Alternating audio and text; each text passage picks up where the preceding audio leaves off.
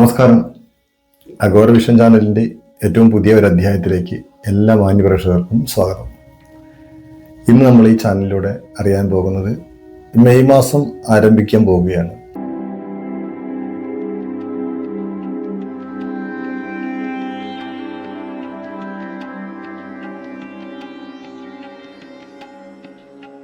ഈ മെയ് മാസത്തിൽ ഈ ഒരു 3 നക്ഷത്രക്കാർക്ക് നേട്ടങ്ങളുടെ ഒരു കാലമായിരിക്കും എന്നാണ് ജ്യോതിഷവശാൽ നമുക്ക് മനസ്സിലാക്കാൻ കഴിയുന്നത്.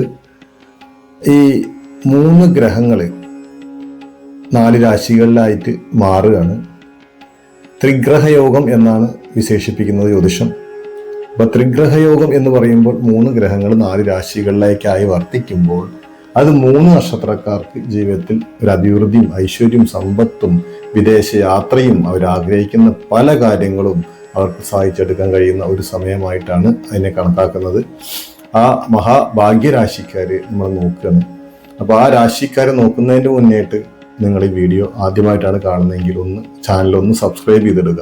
അതിനോടൊപ്പം തന്നെ നിങ്ങളുടെ അഭിപ്രായങ്ങൾ, അതായത് നിങ്ങളുടെ കമൻറ്റുകൾ നിങ്ങൾ രേഖപ്പെടുത്തുക. അതുപോലെ നിങ്ങൾ ഇഷ്ടപ്പെടുന്നവർക്കോ അല്ലെങ്കിൽ നിങ്ങളുടെ കുടുംബങ്ങളിലേക്കോ ബന്ധുക്കളിലേക്കോ ഈ ചാനലൊന്ന് ഷെയർ ചെയ്ത് കൊടുക്കുക. എല്ലാ മാസവും അമാവാസി അഥവാ കറുത്ത വാവിന് ശക്തയ പൂജയും പുഷ്പാഞ്ജലിയും കൂടെ ഉണ്ടായിരിക്കും. നിങ്ങളുടെ നക്ഷത്രവും പേരും ഉൾപ്പെടുത്താൻ ആഗ്രഹിക്കുന്നവർ താഴെ കമന്റ് ബോക്സിൽ രേഖപ്പെടുത്തുക. അപ്പോൾ ത്രിഗ്രഹയോഗം എന്ന് പറഞ്ഞു. ത്രിഗ്രഹയോഗം ഏത് രാശിക്കാർക്കാണെന്നാണ് നമ്മൾ നോക്കുന്നത്. അത് ഇടവൻ രാശിക്കാർക്കാണ് ത്രിഗ്രഹയോഗം വരുന്നത്. ഈ രാശിക്കാർ ഈ ഒരു സമയത്ത് മെയ് മാസം 14 തീയതി മുതൽ അങ്ങോട്ട് ഈ രാശിക്കാർക്ക് ഒരു ഭാഗ്യങ്ങളുടെ കാലമാണ്.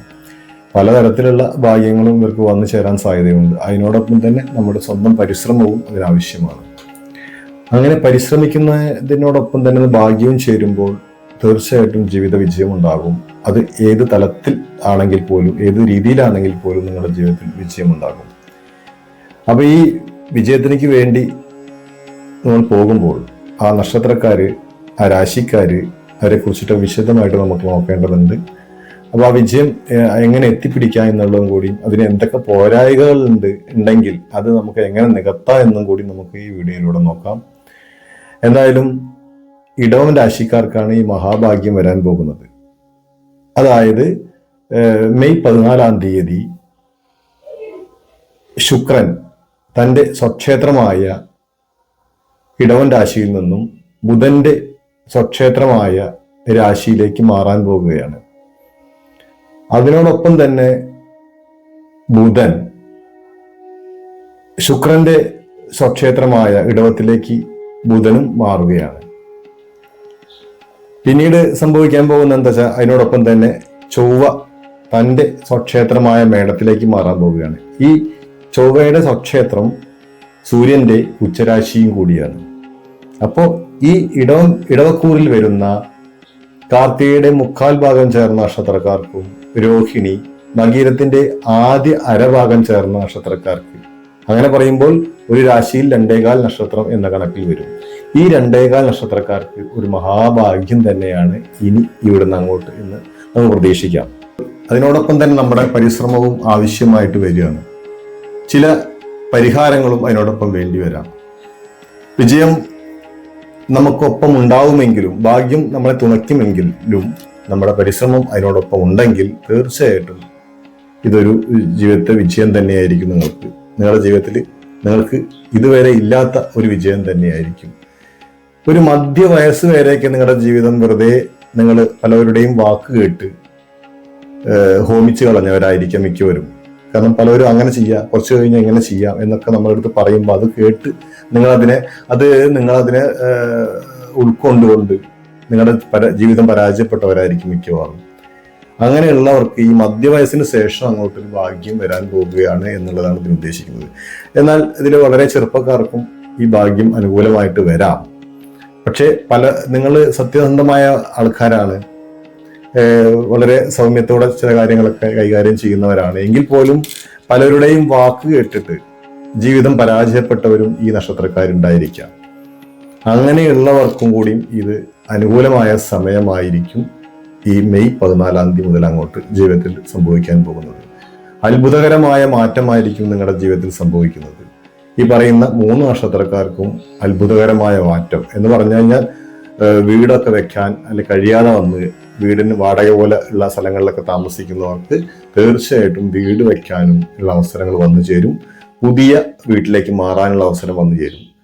അതുപോലെ തന്നെ നമ്മൾ ജോലിക്കൊക്കെ ശ്രമിക്കുന്നവർക്ക് പുതിയ ജോലി ലഭിക്കാൻ സാധ്യതയുണ്ട്. അതായത് വിദേശത്തേക്ക് അങ്ങനെയുള്ള അത്തരം സ്ഥലങ്ങളിലേക്കൊക്കെ കൺട്രികളിലേക്കൊക്കെ ശ്രമിക്കുന്നവർക്ക് അതിനുള്ള സാഹചര്യം വന്നു ചേരും. പുതിയ ജോലിയിൽ ഒരു മുന്നേറ്റം ഉണ്ടാകും. അതിൽ നിന്ന് സാമ്പത്തിക അഭിവൃദ്ധി ഉണ്ടാകും.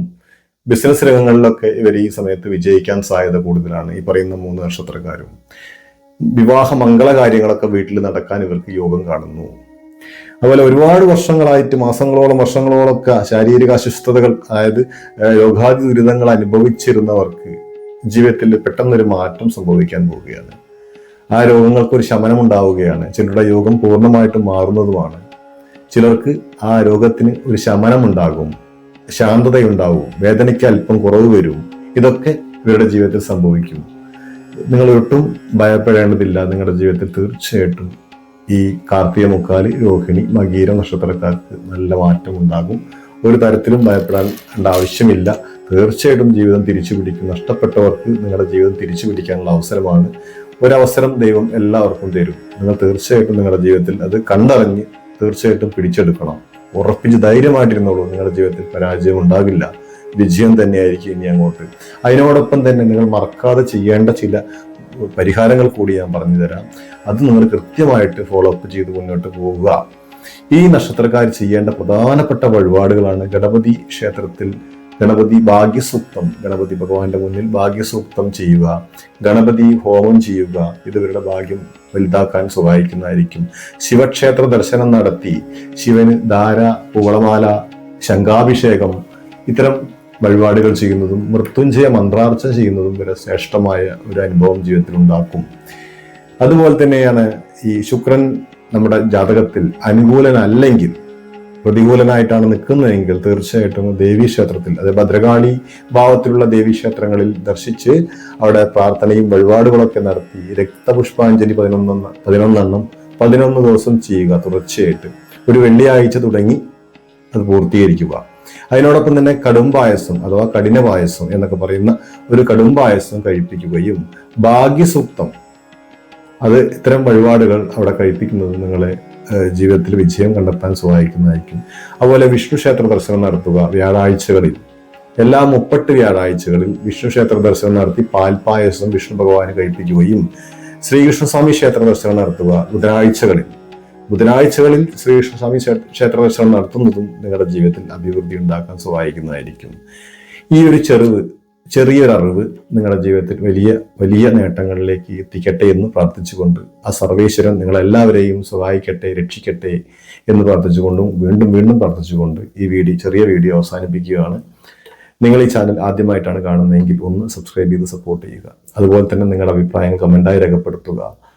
നിങ്ങളുടെ കുടുംബങ്ങളിലേക്കോ ബന്ധുക്കളിലേക്കോ സുഹൃത്തുക്കളിലേക്കോ ഈ ചാനൽ ഒന്ന് ഷെയർ ചെയ്ത് കൊടുക്കുക. അതേപോലെ ജ്യോതിഷ സംബന്ധമായ വിവരങ്ങൾ, അഭിപ്രായങ്ങൾ അല്ലെങ്കിൽ നിങ്ങൾക്ക് ജ്യോതിഷ സംബന്ധമായ കാര്യങ്ങൾ അറിയാൻ ആഗ്രഹിക്കുന്നുണ്ടെങ്കിൽ ഈ വാട്സപ്പ് നമ്പറിലേക്ക് നിങ്ങളുടെ ജാതകത്തിന്റെ കോപ്പി അയച്ചു തരിക.